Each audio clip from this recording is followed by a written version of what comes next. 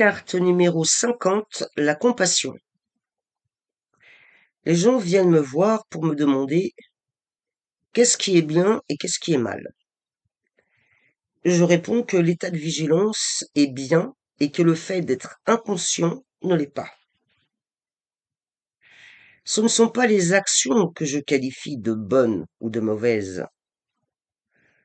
Je ne dis pas que la violence est mauvaise. Parfois, la violence peut être juste. Je ne dis pas que l'amour est juste. Parfois, l'amour peut être mauvais. L'amour peut s'adresser à la mauvaise personne, ou encore l'amour peut cacher une mauvaise intention. Quelqu'un aime son pays, et c'est terrible, parce que le nationalisme est une malédiction. Quelqu'un aime sa religion, mais cet amour-là le rend capable de tuer, d'assassiner, de brûler les autres temples. L'amour n'est pas toujours bon, ni la colère toujours mauvaise. Alors, qu'est-ce qui est bon et qu'est-ce qui ne l'est pas? Selon moi, l'état de vigilance est bon. Si vous êtes en colère, tout en étant pleinement conscient, alors même la colère est bonne. Si vous êtes amoureux, sans être dans état de conscience, alors l'amour lui-même n'est pas juste. Aussi, faites en sorte que la qualité de la vigilance soit présente dans chacun de vos actes, dans chacune de vos pensées, dans chacun des rêves que vous faites. Permettez à cette qualité de conscience de pénétrer en vous de plus en plus profondément. Soyez submergé par cette qualité de conscience, et alors tout ce que vous faites a de la valeur. Tout ce que vous faites est bon et devient une bénédiction pour vous comme pour le monde qui vous entoure. Laissez-moi vous rappeler un événement de la vie de Jésus. Un jour, il prit un fouet et entra dans le grand temple de Jérusalem. Un fouet dans la main de Jésus?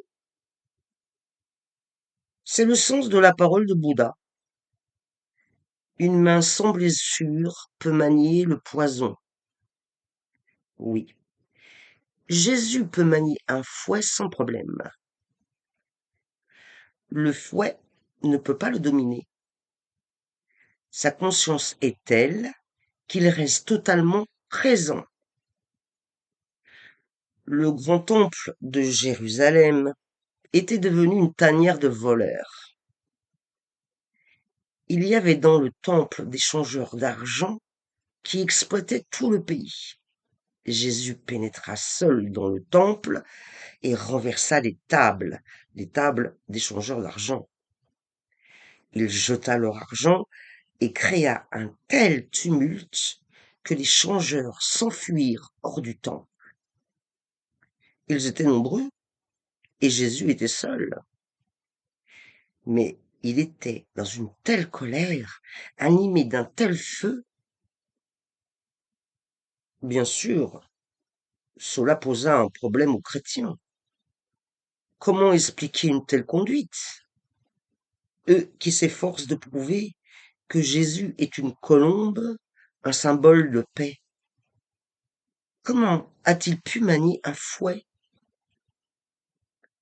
Comment a-t-il pu se mettre dans une telle colère, dans une telle fureur, au point de renverser les tables des changeurs et de jeter les marchands hors du temple? Il devait vraiment être dans une grande fureur. Autrement, puisqu'il était seul, on aurait pu le retenir. Son énergie devait être celle d'une tempête impérieuse. Il ne pouvait l'affronter. Les prêtres et les changeurs, tous s'enfuirent en criant: cet homme est devenu complètement fou. Les chrétiens évitent cette histoire. Inutile de l'éviter si vous comprenez que Jésus est absolument innocent. Il n'est pas en colère.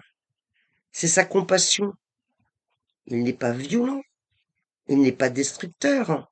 C'est son amour. Le fouet dans ses mains est un fouet dans les mains de l'amour et de la compassion. Un homme de conscience agit selon sa conscience. De ce fait, il n'a pas de remords. Son action est totale. Et l'une des beautés d'une action totale, c'est qu'elle ne crée pas de karma. Elle ne crée rien. Elle ne laisse de vous aucune trace.